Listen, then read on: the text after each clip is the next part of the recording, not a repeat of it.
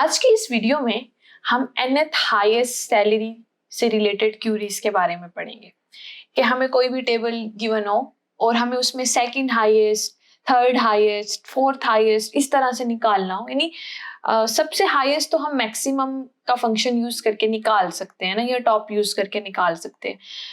तो लेकिन अगर हमें सेकंड हाईएस्ट मालूम करना हो, किस और सैलरी से रिलेटेड हो या किसी भी चीज से रिलेटेड हो, कोई भी इन ठोस के ऊपर हमने second highest, third highest, fourth highest इस तरह से मालूम करना, यानी nth हाईएस्ट तक, तो हम उस तरह की क्यूरीज को कैसे करेंगे। तो यहाँ पे ना मैं सबसे पहले आप लोगों को सेकंड हाईएस्ट के बारे में पढ़ाऊंगी, ठीक है। उसके बाद मैं आपको थर्ड हाईएस्ट भी दिखाऊंगी और फिर मैंने इन्हीं से बना के मैंने आपको nth हाईएस्ट का कॉन्सेप्ट देना है।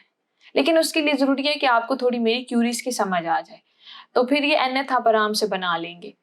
वीडियो बहुत ही मजेदार सा होने वाला है, बहुत आसान क्यूरी होगी और ऐसे लिखेंगे और हमारे पास हमारा जो डिजायर्ड रिजल्ट है वो आ जाएगा। तो इसके लिए सबसे पहले हम एक टेबल एज्यूम कर लेते हैं यहाँ पे, जैसे कि मैंने यहाँ पे एक फैकल्टी का टेबल बनाया हुआ है यहाँ पे। उसके पास फैकल्टी आईडी है, ठीक है। उसके पास फैकल्टी आईडी है और हमारे पास फैकल्टी का नेम है, उसका डिपार्टमेंट का नेम है और उसकी सैलरी लिखी हुई है। मैंने 5 यहाँ पे ना रोज इंसर्ट किए हैं। ये सारे जो हैं ये फैकल्टीज के नेम है और आगे उनकी सैलरीज लिखी हुई है। अगर हम इस टेबल को देखें तो इसमें से जो सबसे ज्यादा हाईएस्ट है वो ये है, ठीक है। उसके बाद सेकंड नंबर पे ये है, थर्ड नंबर पे ये है, फोर्थ पे ये है एंड देन फिफ्थ पे ये है।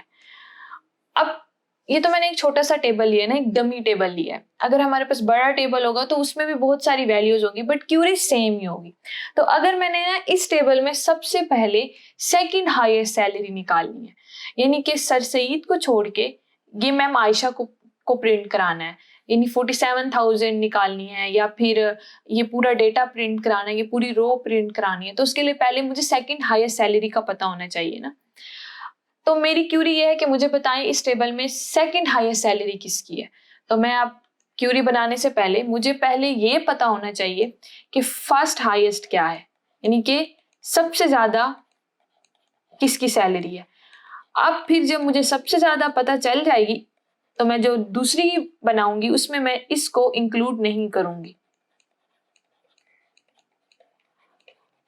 और फिर जो मेरे पास टेबल होगा, यानी कि अगर मैं इस टेबल में ये फर्स्ट हाईएस्ट को निकाल दूं तो फिर मेरे पास जो सबसे ज्यादा हाईएस्ट होगी वो ये होगी, जो ओवरऑल मेरे पास क्या है, सेकंड हाईएस्ट है। इस तरह का लॉजिक हमने बनाना है कि सबसे पहले हमने टेबल के अंदर फर्स्ट हाईएस्ट को ढूंढना है, फिर उस फर्स्ट हाईएस्ट को इंक्लूड नहीं करना, और उसके बाद हमने हाईएस्ट को ढूंढना है तो वो मेरे पास ऑटोमेटिकली सेकंड हाईएस्ट आ जाएगा। तो अब तो नॉट इंक्लूड करेंगे इस फर्स्ट हाईएस्ट को तो मेरे पास क्या आ जाएगा, सेकंड हाईएस्ट।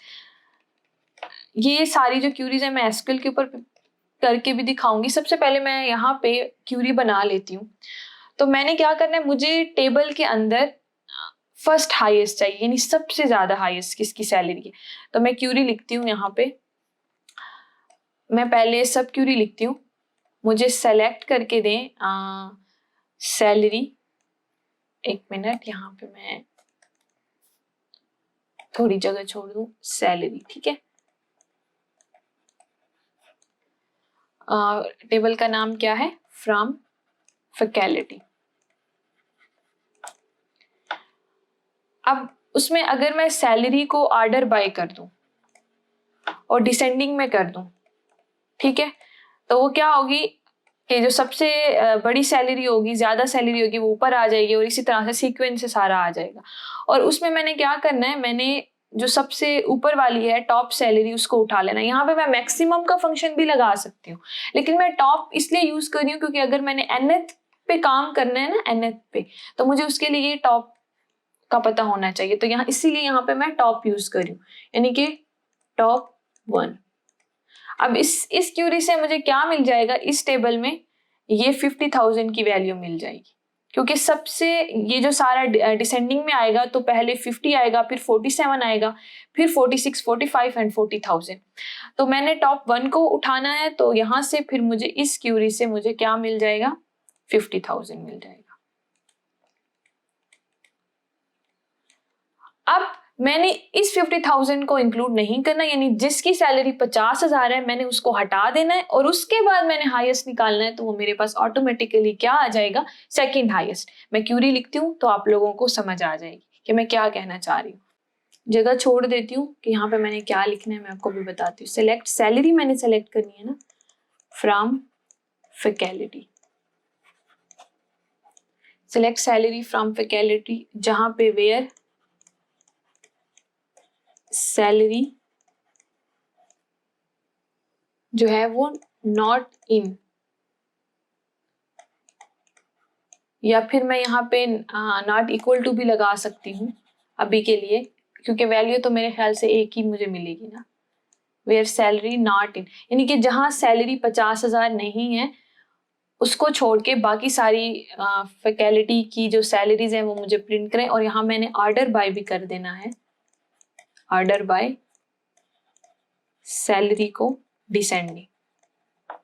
तो ये क्यूरी क्या करेगी, और अगर मैं यहाँ पे लिख लूं टॉप 1, समझ रहे हैं।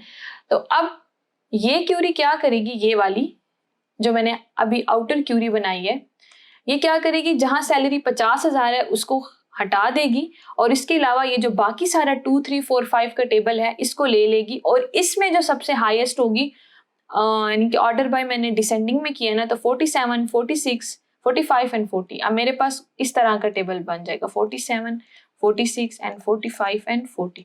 अब इसमें जो सबसे हाईएस्ट है वो मेरे पास ये है और उसी को मैंने यहाँ पे लिख दिया है। तो इससे मुझे क्या मिल जाएगा, सेकंड हाईएस्ट सैलरी मिल जाएगी, जो कि मेरे पास है 47,000। ये वाली क्यूरी मुझे क्या दे देगी, 47,000, और 47,000 हमारे पास क्या है, सेकंड हाईएस्ट सैलरी। ठीक है। अगर हमने डेटा प्रिंट कराना हो तो हम फिर एक और क्यूरी बनाएंगे जिसमें हम लिखेंगे कि जिसकी सैलरी 47,000 है, फिर मुझे उसका सारा डेटा भी प्रिंट करा दे। एक और क्यूरी ऊपर यहाँ पे एक और क्यूरी बन जाएगी। ठीक है। तो ये बेसिक मैं टॉप के जरिए आपको कॉन्सेप्ट बताना चाह रही हूँ कि हम किसी तरह से nth सैलरी निकाल सकते हैं। अब देखिए मैंने सेकंड हाईएस्ट निकाल ली, अगर मैंने थर्ड हाईएस्ट निकालनी हो, थर्ड हाईएस्ट, ठीक है। अब थर्ड हाईएस्ट के लिए क्या हो, सबसे पहले मुझे उस टेबल में पहले जो 2 हाईएस्ट सैलरी यानी फर्स्ट एंड सेकंड उसको ढूंढना होगा, फिर उन 2 को नॉट इंक्लूड करना होगा यानी शामिल नहीं करना होगा, और फिर मैंने सर्च करना होगा, तो फिर मेरे पास क्या आ जाएगी, थर्ड आ जाएगी। ये मेरे पास क्यूरी है। तो मैं यहाँ पे ना बिल्कुल वैसे ही लिखूंगी, लेकिन मैं सेलेक्ट करूंगी top 2, select top 2 salary from faculty, जहां पे मेरे पास ऑर्डर बाय में सारा का सारा वही है, ऑर्डर बाय सैलरी डिसेंडिंग।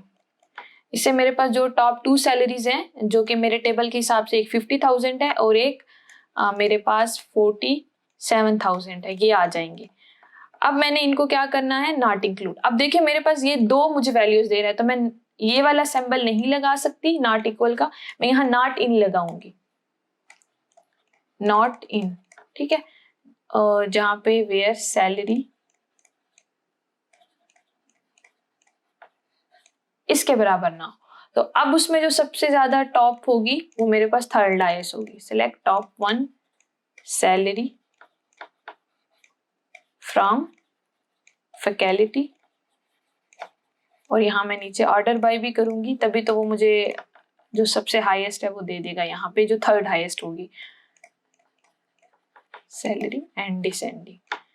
अब वो मैंने आपको बताया था ना कि अगर मुझे सारी, यहाँ पे मैं एक और यहाँ पे ब्रैकेट लगा दूंगी। अब इससे क्या होगा कि 50 एंड 47,000 वाले के अलावा जो बाकी है उसका टेबल बन जाएगा, और उसमें जो मेरे पास आ रही है वो है ये 46,000 यानी कि ये वाली सैलरी। ये मेरे पास थर्ड हाईएस्ट में आ जाएगी, यहाँ से मुझे 46,000 मिल जाएगा और यही मेरा थर्ड हाईएस्ट सैलरी है। अब मैंने अगर उसका डेटा प्रिंट कराना हो तो मैंने एक और क्यूरी फिर यहाँ पे बना लेनी है, इसमें मैं कह दूंगी सेलेक्ट स्टार फ्रॉम फैकल्टी, ठीक है, वेयर सैलरी, ठीक है, इक्वल टू ये कर दूं या इन कर दूं, उस हिसाब से ये आ गया। तो उससे फिर मेरे पास सारा डेटा भी आ जाएगा। अब इस टॉप से हम nth भी निकाल सकते हैं। अब मुझे निकालनी है फिफ्थ हाईएस्ट सैलरी, मुझे क्या निकालनी है, फिफ्थ हाईएस्ट सैलरी। तो उसके लिए क्या होगा कि मुझे पहले 4 जो टॉप की हैं उनको नॉट इन करना होगा और फिर जो है मैं आराम से निकाल सकती हूँ। लाइक मुझे बस ना जो भी चाहिए होगा ना, फिफ्थ जो भी, तो यहाँ पे ना मैं वो यानी कि nth मुझे है तो ये यहाँ पे मैं सेलेक्ट में टॉप के आगे वो लगाऊंगी यानी n-1, यानी कि मैं टॉप 4 सैलरीज लिख दूंगी यहाँ पे। जैसे कि यहाँ पे मैंने 4 लिख दिया फ्रॉम फैकल्टी और फिर मैंने उसको ऑर्डर बाय भी कर दिया सैलरी को डिसेंडिंग में। तो मेरे पास यहाँ 4 आ जाएंगी, उन 4 को मैं नॉट इन कर दूंगी और फिर जो मेरे पास टॉप में आएगी वो मेरे पास फिफ्थ होगी। इस तरह से हम इसको लिखते हैं। मैं इसको प्रॉपर लिख देती हूँ। यहाँ पे मैं nth के लिए अगर बना रही हूँ, nth के लिए यहाँ मैंने वो टॉप n-1 लिखना है, नॉट इन करना है और यहाँ पे मैंने लिख देना है सेलेक्ट टॉप जो nth वैल्यू होगी, यहाँ पे नहीं, टॉप 1 सैलरी फ्रॉम फैकल्टी, ठीक है, where salary order by salary descending.